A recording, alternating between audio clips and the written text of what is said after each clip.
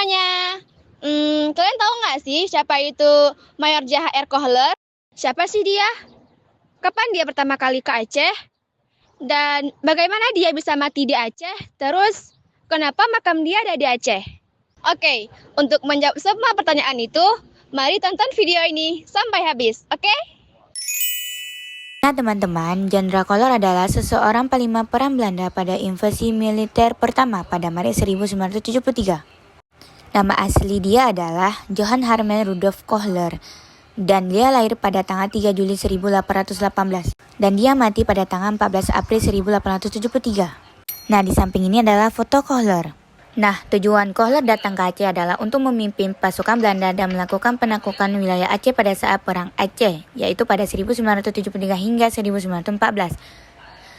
Dan dia sendirilah sebagai komandan pasukan Belanda pada saat itu. Kohler berperan dalam upaya Belanda untuk menguasai rakyat Aceh yang saat itu merupakan salah satu wilayah yang keras menentang kolonisasi Belanda. Nah, apakah kalian tahu kapan Kohler datang ke Aceh? Yuk simak pembahasan selanjutnya. Kalian pada tahu nggak sih kapan pertama kalinya Jenderal J.H.R. Kohler mendarat di Aceh? Jadi, menurut catatan Dutch Colonial War in Aceh tahun 1990, pendaratan pertama kali dimulai pada Senin pagi, tepatnya 6 April 1873. Saat itu, pasukan Belanda pertama kali mendarat di Pantai Cermin di bawah pimpinan Mayor Jenderal J.H.R. Kohler. Nah, Pantai Cermin yang kita sebutkan tadi ialah, pantai yang sedang kita kunjungi saat ini. Mereka didaratkan armada laut di bawah komando Kapten Laut J.F. Copeman. Menurut Anthony Reid, dalam asal mula konflik Aceh tahun 1969, militer Belanda yang dikerahkan untuk ekspedisi itu terdiri dari serdadu. Dalam catatan lain, perang kolonial Belanda di Aceh, menurut Teguh Ibrahim Alfian tahun 1997, kekuatan armada Belanda terdiri dari 6 kapal perang, 2 kapal angkutan pemerintah, 5 kapal berkas, 8 kapal perondal, 1 kapal komando, 6 kapal pengangkut, dan 5 kapal layar yang masing-masing ditarik oleh kapal pengangkut. 3 untuk pasukan artileri, kavaleri, dan pekerja, 1 untuk amunisi dan perlengkapan, dan 1 lagi untuk persiapan untuk orang-orang yang sakit atau cedera. Teman-teman semuanya, Angkatan Perang Belanda seluruhnya terdiri dari 168 perwira, di antaranya 140 orang Eropa dan 28 orang bumi putra. Mereka juga memiliki 3.198 bawahan, di antaranya 1.098 orang Eropa dan 2.100 orang bumi putra. Mereka juga memiliki 31 ekor kuda untuk perwira dan 149 ekor kuda untuk pasukan. Mereka juga ada 1.000 orang pekerja paksa dengan 50 mandor, 220 orang perempuan bumi putra, 8 orang untuk setiap kompinya, serta 300 orang laki-laki bumi putra sebagai pembantu atau pelayan para ofisir atau perwira. Jadi teman-teman semuanya, setelah pasukan Belanda itu mendarat di Aceh pada 6 April 1873, pasukan Kohler harus 4 hari mengalami pertempuran. Dalam 4 hari itu, bangunan megah yang mereka kira itu adalah benteng Kesultanan Aceh berhasil mereka rebut pada 10 April 1873. Ternyata bangunan megah yang mereka kira itu benteng Kesultanan Aceh ialah Masjid Baitur Rahman. Nah, untuk mengetahui cerita selanjutnya, yuk simak penjelasan selanjutnya ya. Teman-teman, tahu nggak sih gimana ceritanya Perang Aceh melawan Mayor Jenderal Kohler?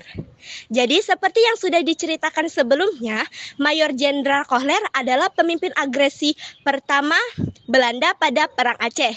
Sebelumnya, Belanda sudah menyatakan Perang Aceh pada tanggal 26 Maret 1873.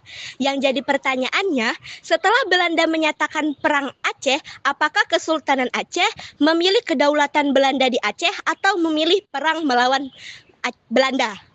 Jadi sebenarnya rencana perang yang diinginkan oleh Kohler itu sangat sederhana. Ia ingin mendirikan pangkalan di sekitar Sungai Aceh, lalu dari sana ia pergi ke keraton.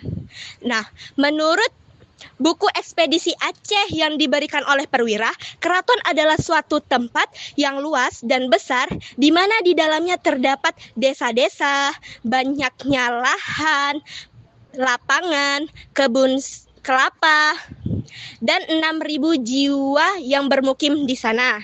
Jadi singkatnya, Belanda mengira keraton adalah tempat para sultan berdiam diri. Ketika mencari keraton, pada tanggal 11 April, Belanda berhasil menemukan tempat para sultan berdiam diri, yaitu di Masjid Raya Baitur Rahman. Masjid ini ditembaki hingga terbakar.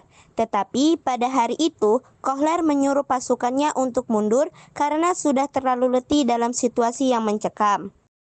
Pada masa itu, rakyat Aceh datang berbondong-bondong dengan sorak kemenangannya. Ternyata tindakan penarikan yang dilakukan oleh Kohler ini adalah tindakan yang keliru dalam perang kolonial. 3 hari kemudian, Kohler menyuruh pasukannya datang kembali untuk merebut masjid, walaupun mereka mengalami kerugian besar. Kohler ini merupakan salah satu korban dalam kekeliruan ini. Ia ditembak oleh penembak jitu Aceh di bawah pohon gelumpang atau yang disebut pohon Kohler. Tetapi sayangnya pohon Kohler ini harus ditebang pada tahun 2015 karena adanya perluasan Masjid Raya Baitur Rahman. Jadi teman-teman, di sini adalah letak pohon gelumpang dan tempat di mana Kohler tewas. Teman-teman semua, kalian tahu nggak sih sekarang kita sedang berada di mana? Ada yang tahu nggak nih? Jadi teman-teman, sekarang kita sedang berada di salah satu monumen bersejarah yang ada di Aceh, yaitu pemakaman Pocut Kerkhoff. Pemakaman ini akan membuat kita mengenang sejarah yang begitu penuh dengan emosi dan semangat perjuangan. Yuk ikuti keseruannya. Teman-teman, pemakaman ini memiliki cerita yang begitu mendalam, penuh dengan perjuangan, dan merupakan simbol dari masa lalu yang tidak bisa kita lupakan begitu saja. Maka dari itu, mari sama-sama kita selami cerita di balik pemakaman Pocut Kerkhoff ini. Nah, ada yang tahu nggak sih Pocut Kerkhoff itu apa sih? Jadi teman-teman, Pocut Kerkhoff itu merupakan pemakaman militer Belanda yang terletak di Desa Sukaramai, Kecamatan Baitur Rahman, Kota Banda Aceh. Nama Kerkhoff itu sendiri secara harfiah berarti halaman gereja atau kuburan. Pemakaman Kerkhoff ini merupakan pemakaman militer Belanda terbesar kedua yang ada di dunia loh guys. Jadi teman-teman, komplek pemakaman ini merupakan saksi bisu dari Perang Aceh yang terjadi selama 30 tahun, 1873 sampai 1904. Jadi di sini ada sekitar 2.200 tentara yang dimakamkan di sini dan 4 orang jenderal. Komplek pemakaman Kerkhoff ini bukan hanya serdadu Belanda aja dimakamkan di sini, tetapi ada juga terdapat beberapa penduduk pribumi yang diyakini telah direkrut oleh Belanda sebagai tentara Marsois. Dan terdapat juga beberapa pasukan KNIL yang ditugaskan untuk melawan Aceh. Mereka diantaranya berasal dari Manado, Ambon, Maluku, dan Jawa. Hal ini terlihat jelas dari nama-nama mereka yang tertara di dinding Kerkhoff ini. Nah, teman-teman tahu nggak sih makam siapa sih yang bakal kita bahas lebih lanjut di sini? Yap, betul sekali teman-teman. Jadi, makam yang bakal kita bahas lebih lanjut di sini ialah makam seorang jenderal Belanda, yaitu J.H.R. Kohler. Makam ini hanya berjarak sekitar 10 meter dari pintu gapura yang ada di depan sana yang pertama kita datang ya teman-teman. Keberadaan makam jenderal ini sangat mudah kita kenali dibandingkan makam-makam lain yang ada di Pocut Kerkhoff ini. Dan jadi pertanyaan kenapa demikian? Selain posisinya yang berada pas di depan pintu masuk, makam ini dihiasi dengan sebuah simbol kuno, yaitu simbol Aurobus yang menggambarkan ular sedang menggigit ekornya.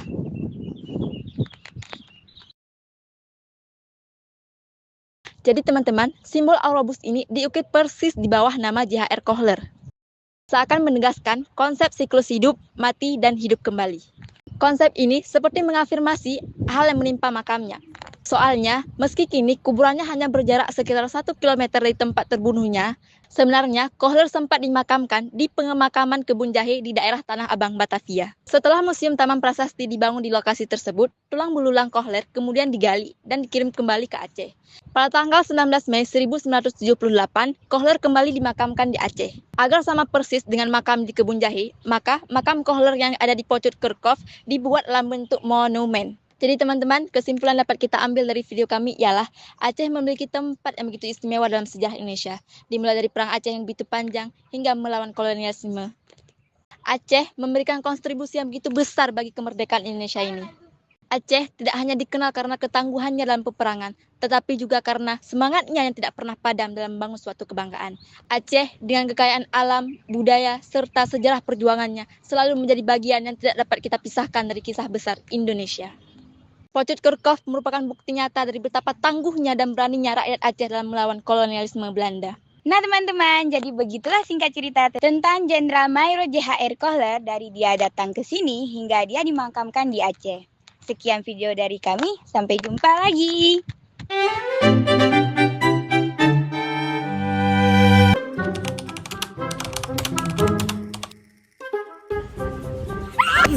Kami kan pertama udah sampai sini.